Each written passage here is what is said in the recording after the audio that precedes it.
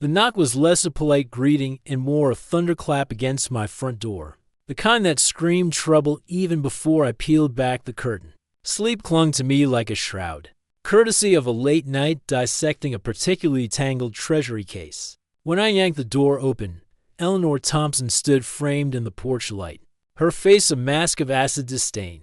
A clipboard the size of a small shield was clutched against her designer suit. "Mr. Lawson," she clipped, the pleasantry a thin veneer over a threat. "I'm here on official Pinewood Gardens HOA business.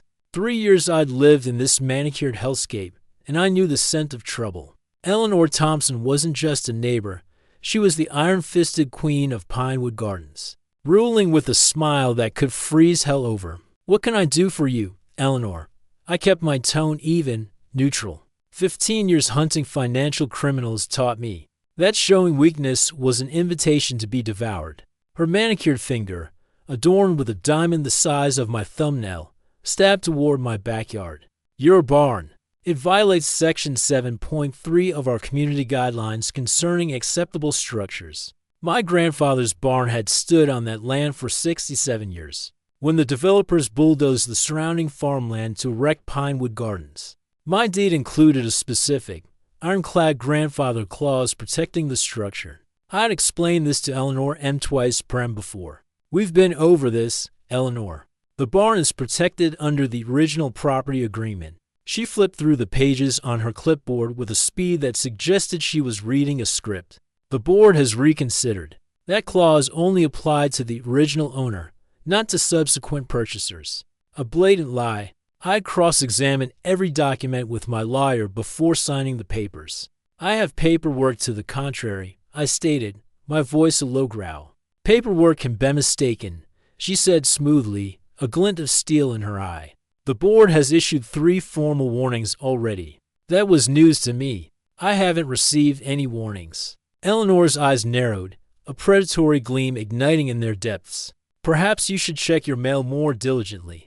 We can't be held responsible if you're too busy with your gyro-red official notices." The way she twisted the word job made the hairs on my neck stand on end. Most neighbors thought I shuffled papers at a government office. Few knew I tracked down financial criminals for the Treasury Department a job. That often pulled me away for weeks at a time. "The barn stays, Eleanor. I have legal documentation." A tight, joyless smile stretched her lips. "We voted. You have 72 hours to demolish that structure, or the HOA will take action. We've been exceedingly patient." Across the street, Eleanor's husband, Victor, stood sentinel on their meticulously maintained lawn.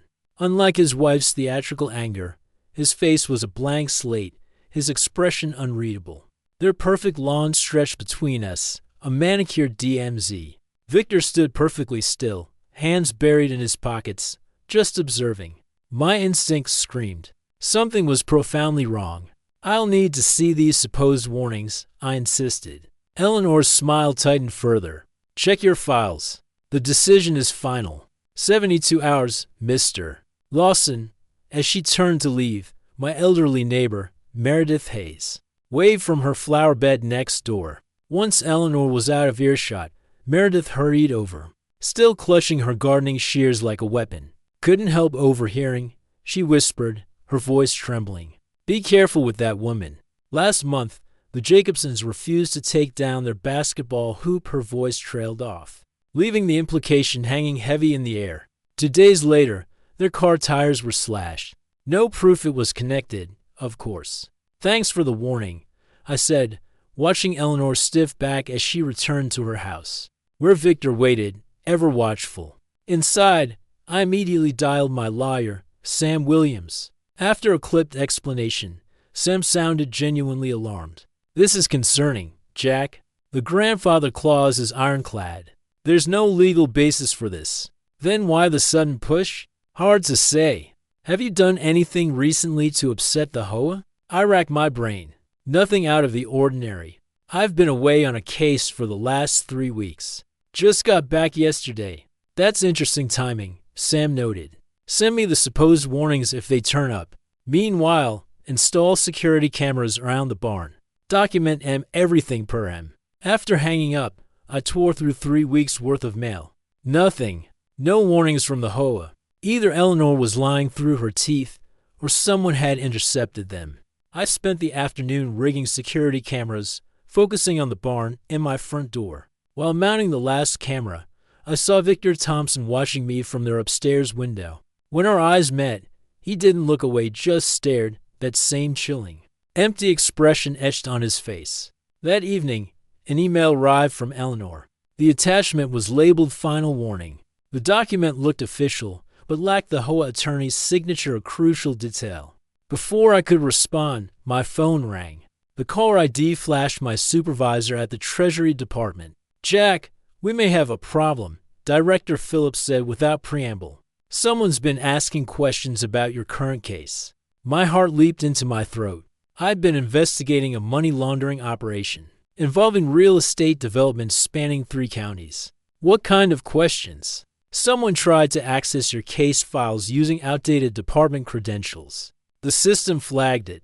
Any idea who might be trying to figure out what you're working on?" "No," I said slowly, my gaze drifting toward the Thompson house, where lights now glowed from their kitchen windows. "But I might have an idea where to start looking." After we hung up, I headed to my barn.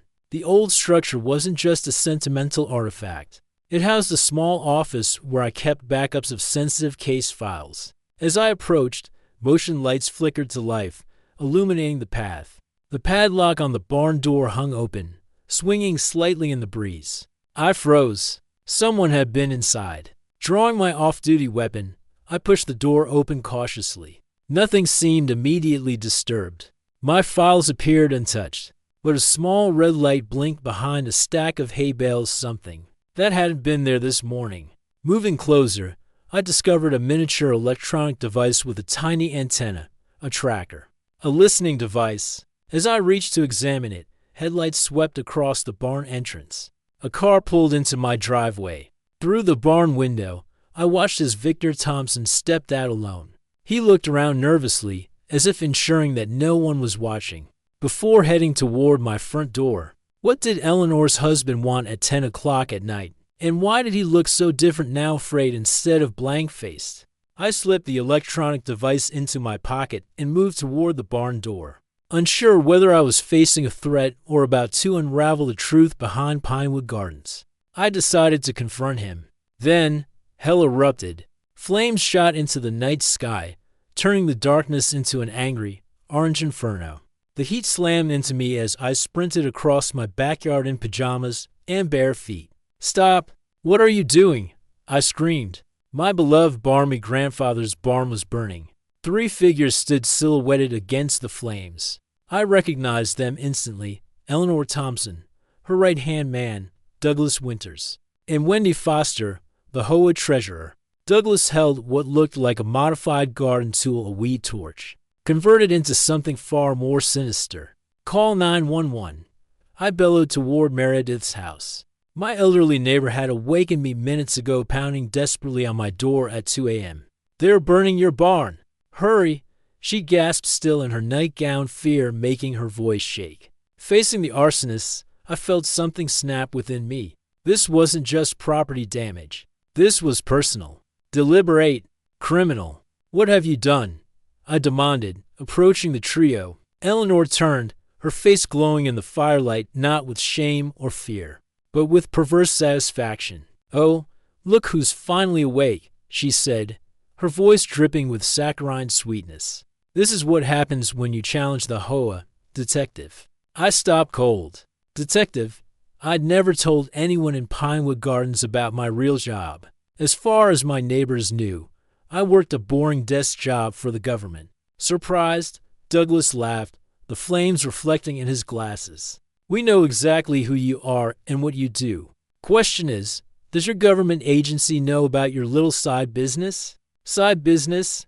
I had no idea what he meant. "You're committing a crime," I said, my training kicking in. "Arson is a felony. The police are on their way." "Are they?" Wendy spoke for the first time, checking her watch. "That's strange. I called them 20 minutes ago about a dangerous fire you started. They should be here by now." My mind raced. They were framing me. But why? What could be worth this risk? Behind me, Meredith's voice rang out. Fire department is coming. I called them. Eleanor's smile faltered slightly. We should go, she murmured to the others. As they turned to leave, I grabbed Douglas's arm.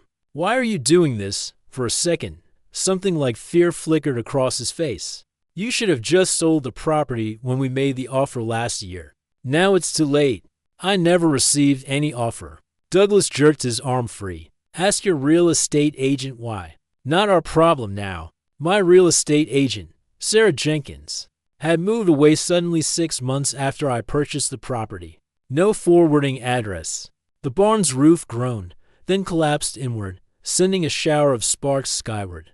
I stumbled back from the intense heat, my mind reeling. Inside that barn was my small office, where I kept backup files on my current money laundering investigation. In the distance, sirens wailed. Eleanor and her accomplices walked calmly toward the street, as though they just finished a friendly visit. You won't get away with this, I called after them. Eleanor turned back, her face now serious. We already have, Mr. Lawson. Check your email. The HOA documented your repeated violations of fire codes. We tried to stop you from burning trash tonight, but arrived too late. So sad. As they disappeared into the night, I stood helpless, watching childhood memories burn. The fire department arrived minutes later, but it was too late to save the structure. All they could do was prevent the fire from spreading to my house. Any idea how it started? The fire captain asked after they contained the blaze. Yes, 3 members of my HOA did this. I have a witness. He looked skeptical. We received reports you were burning trash illegally, and it got out of control. That's a lie. I was asleep when this started. My neighbor, Meredith, woke me up. Is this your neighbor? He pointed to where Meredith stood, wrapped in a blanket, talking to a police officer. I hurried over. Meredith, tell them what you saw. Her eyes were wide, frightened. To just saw the fire from my window and came to wake Jack. I didn't see how it started. My jaw dropped. But you said. I'm sorry. I was confused. It was dark. She wouldn't meet my eyes. The police officer closed his notebook. Sir, we've received documentation from your HOA about previous warnings regarding fire hazards on your property. Those are fake. They're setting me up. The officer exchanged glances with the fire captain. We'll investigate, but right now there's no evidence supporting your claim.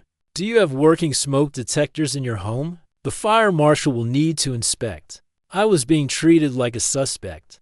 I want to file charges against Eleanor Thompson, Douglas Winters, and Wendy Foster for arson. We'll take your statement, the officer said, clearly unconvinced. As emergency personnel worked, I noticed Victor Thompson standing at the edge of my property, hands in the pockets of his bathrobe. Unlike the others, he seemed genuinely troubled by the fire. His face was lined with what looked like genuine worry. When our eyes met, he quickly turned away, heading back toward his house. By sunrise, firefighters had finally left. The barn was nothing but charred wood and ashes. I stood in rubber boots, sifting through debris, looking for anything salvageable. My hidden case files were gone. The locked file cabinet had melted from the heat. Jack, a soft voice spoke behind me. I turned to find Meredith looking small and afraid in the morning light. Why did you lie to the police? I asked, unable to keep the hurt from my voice. They threatened my grandson, she whispered, glancing around nervously. Douglas came to my door right after I called you. Said if I told anyone what I saw, they'd make sure Tyler lost his scholarship.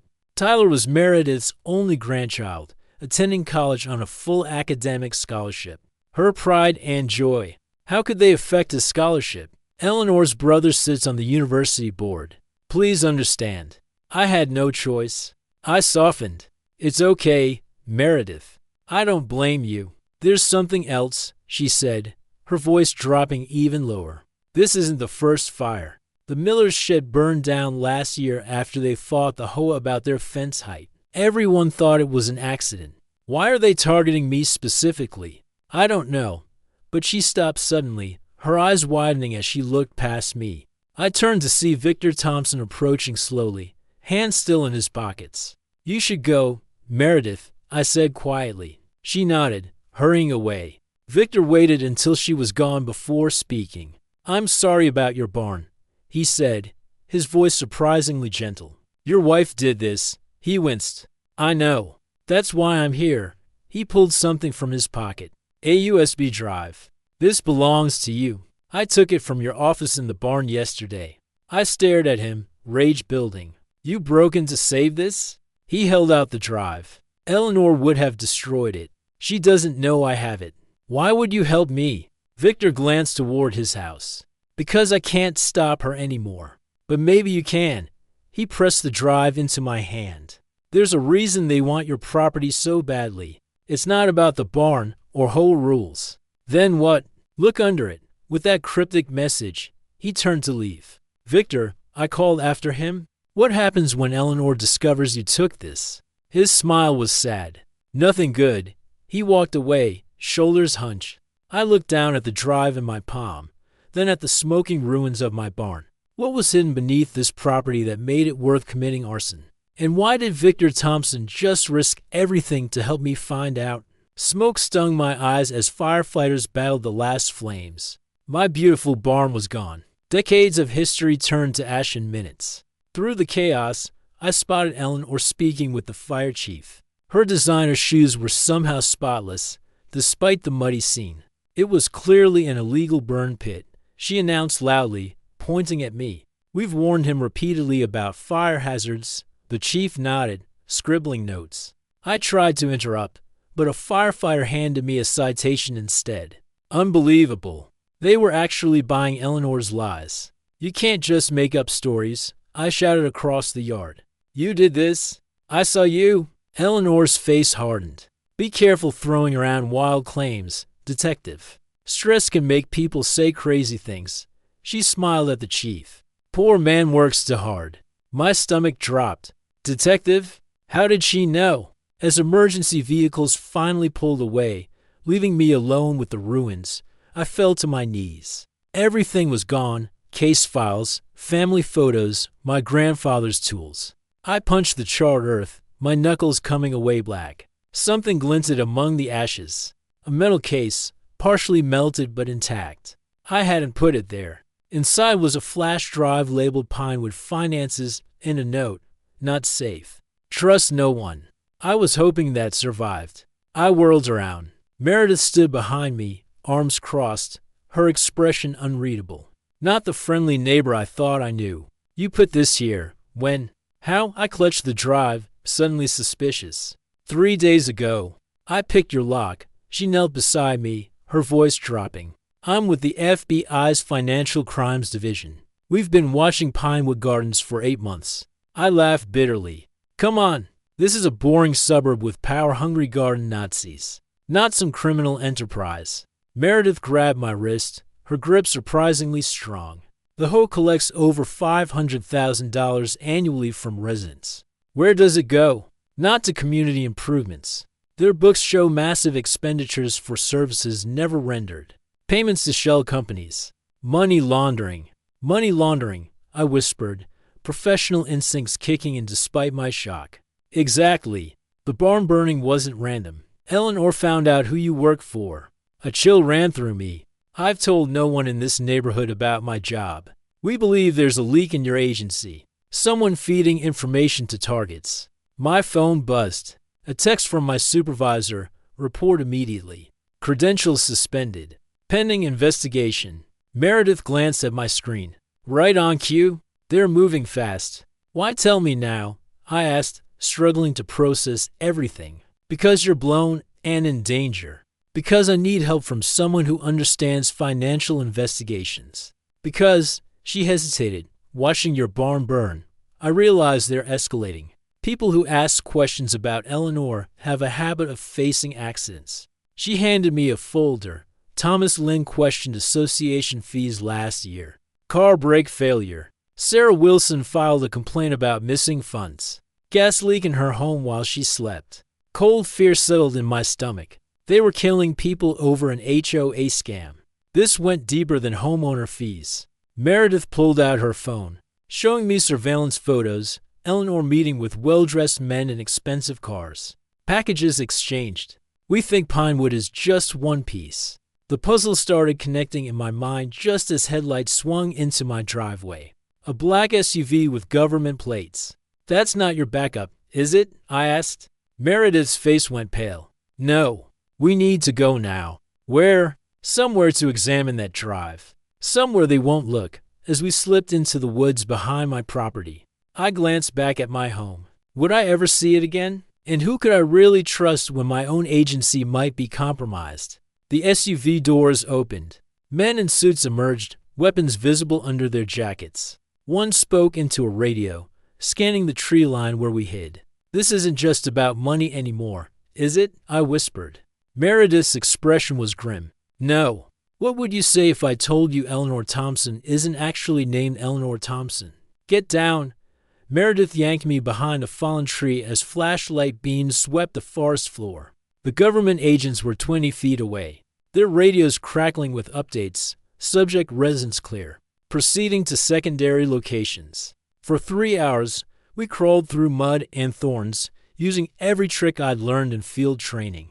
Finally, we reached an abandoned hunting cabin Meredith knew about. No electricity, no running water, no chance of electronic surveillance. "Elena Vulov," Meredith said, lighting a lantern. "That's Eleanor's real name. Russian intelligence, inactive since 2008 or so everyone thought." I laughed. I couldn't help it. My annoying HOA president is a Russian spy. This is insane. "What's insane is how perfect HOA letters are for cover operations," Meredith countered. "They control security cameras, approve home modifications, monitor everyone's comings and goings. They levy fines that nobody questions." The flash drive revealed a maze of financial transfers. Millions flowing through Pinewood Gardens accounts into offshore holdings. Then to companies connected to defense contractors. Tech firms with government access. They're not just laundering money, I realized, my stomach sinking. They're buying secrets.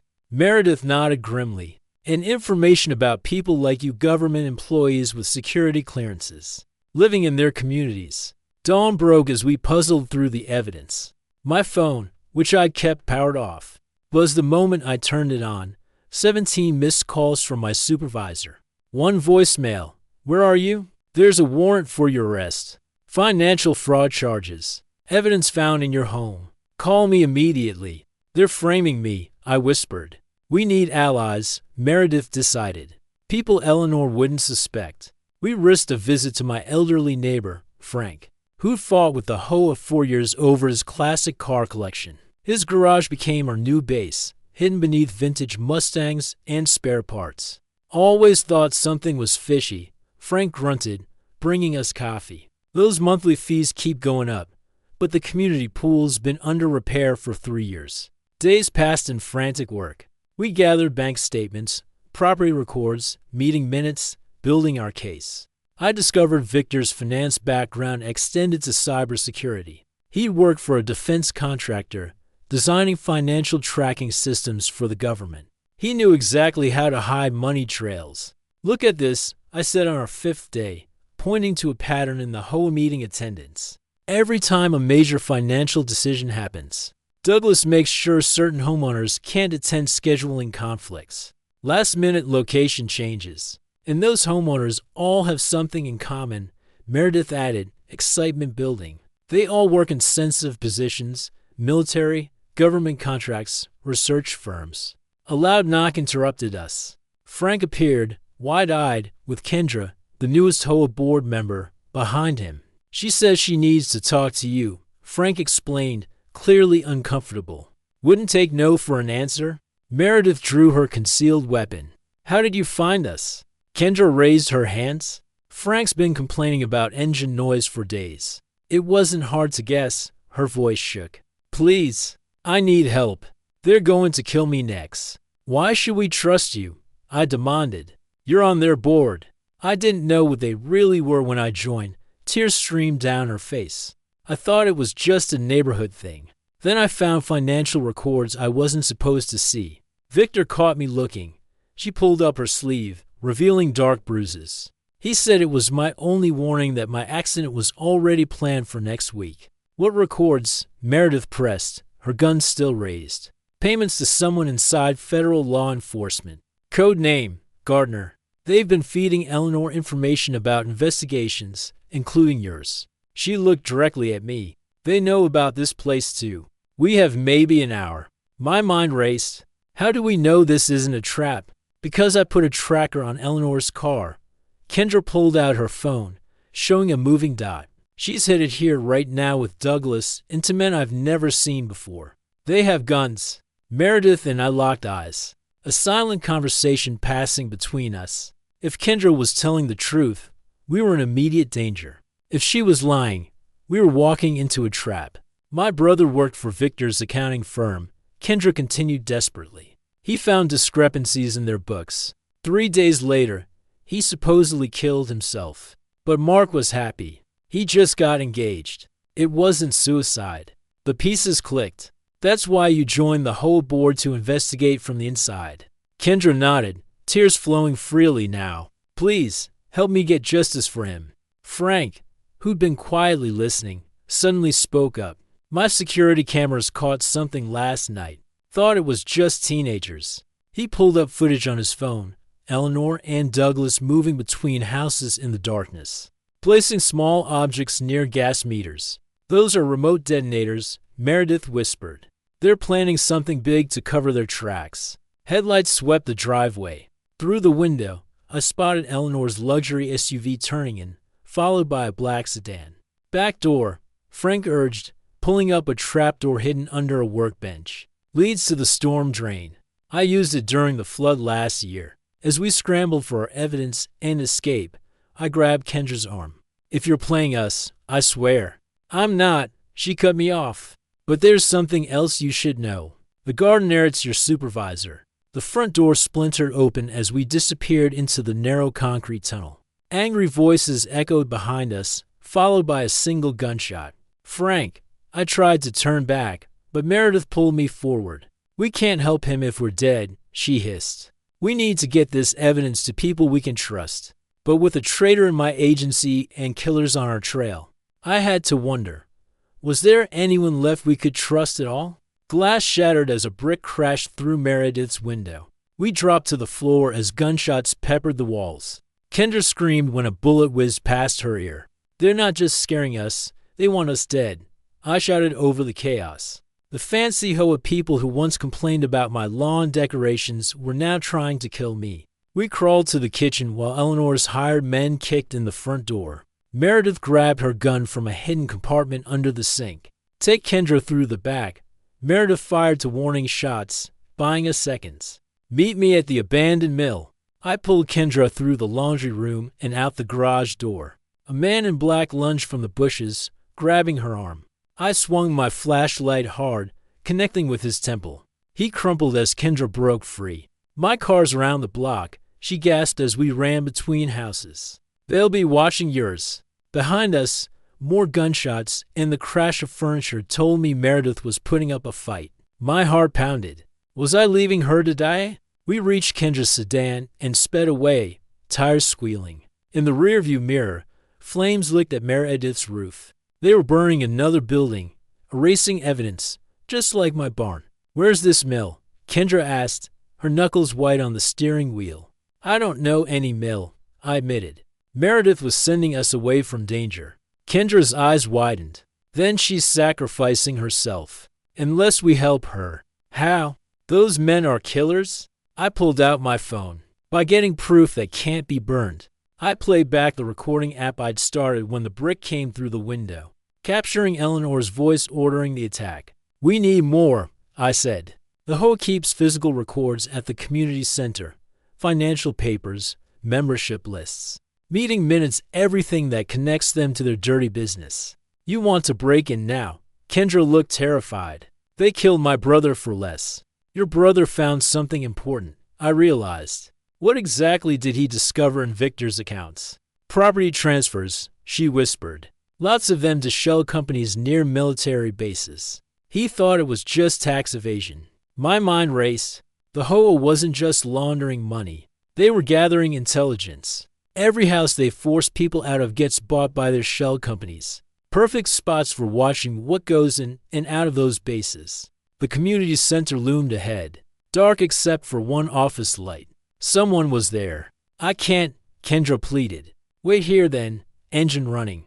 I checked my gun. 6 bullets against who knew how many enemies. If I'm not back in 20 minutes, take this recording to the state police, not the locals. The night air felt heavy as I approached the building.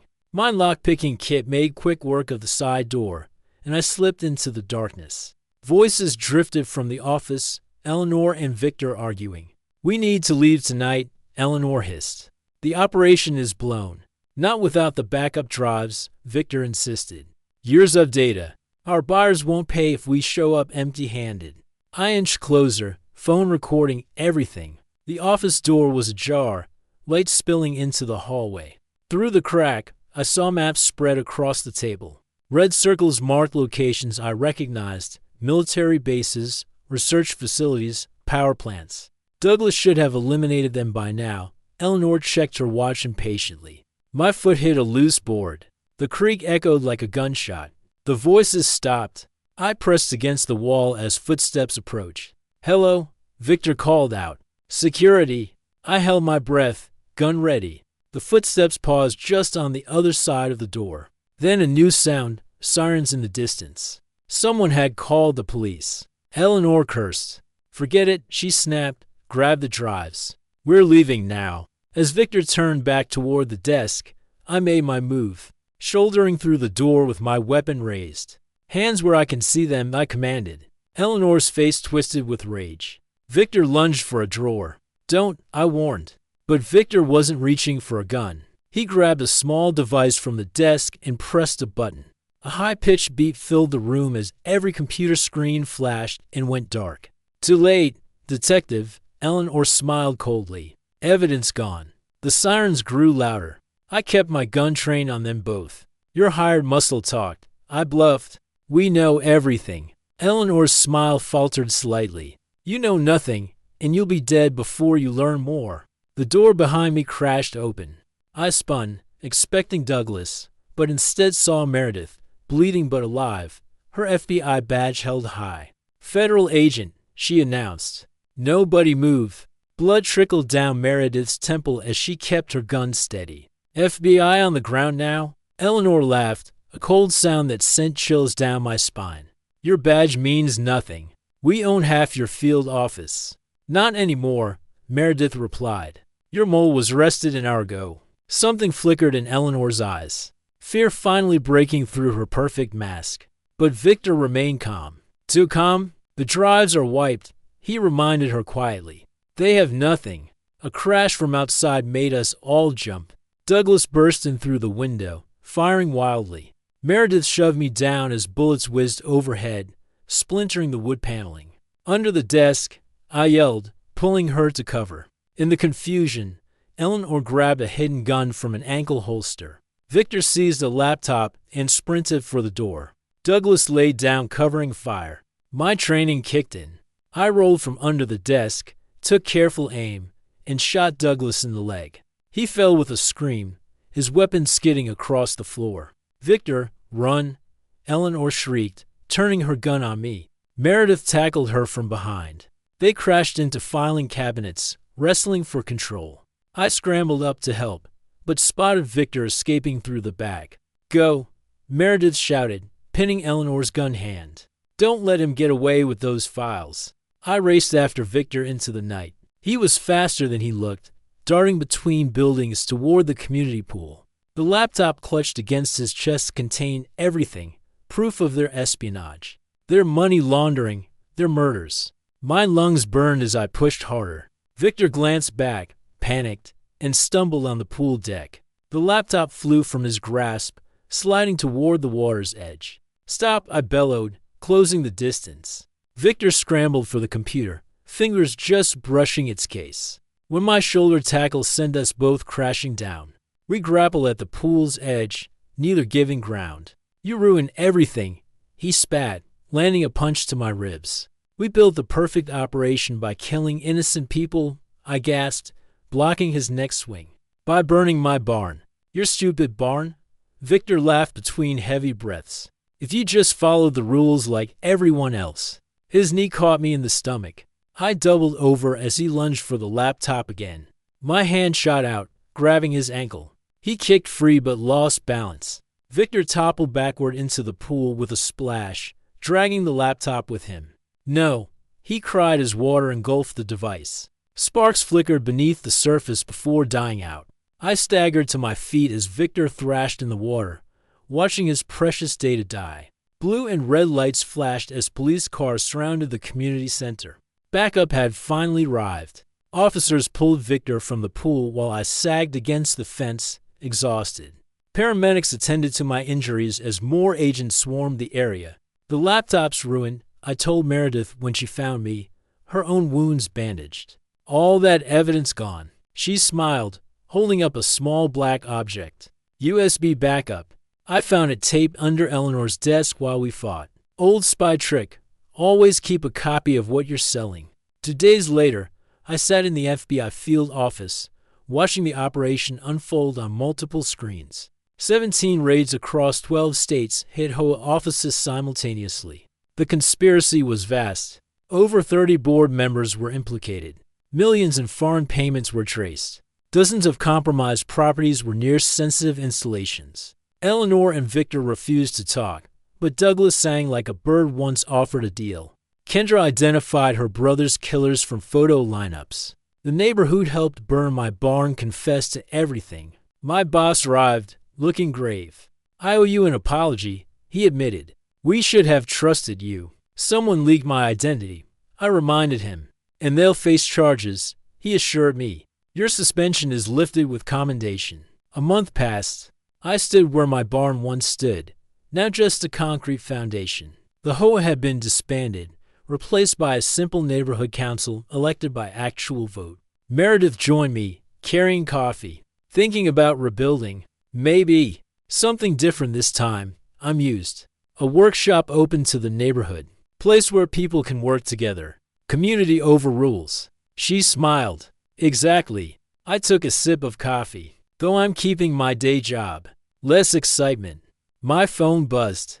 A text from Kendra. She'd been appointed to the new neighborhood council, determined to create something honest from the ashes of corruption. As the sun dipped below the horizon, painting the sky in fiery orange, I realized something powerful. My fight hadn't just been about a barn or my property rights. It had exposed the rot that can grow when people stop paying attention, when they surrender control to those who crave power. You know, Meredith said quietly, most spies use sophisticated technology or insider threats. Never seen one used in HOA before. That's what made it so perfect, I replied. Who suspects the person complaining about your grass height is actually tracking military movements? We laughed together. Neighbors now, bound by something stronger than property lines or covenants. The first stars appeared overhead as residents gathered for an impromptu block party, where Eleanor's house once stood. Sometimes fighting for your home means more than just defending a building. Sometimes it means saving an entire community from the people who claim to protect it.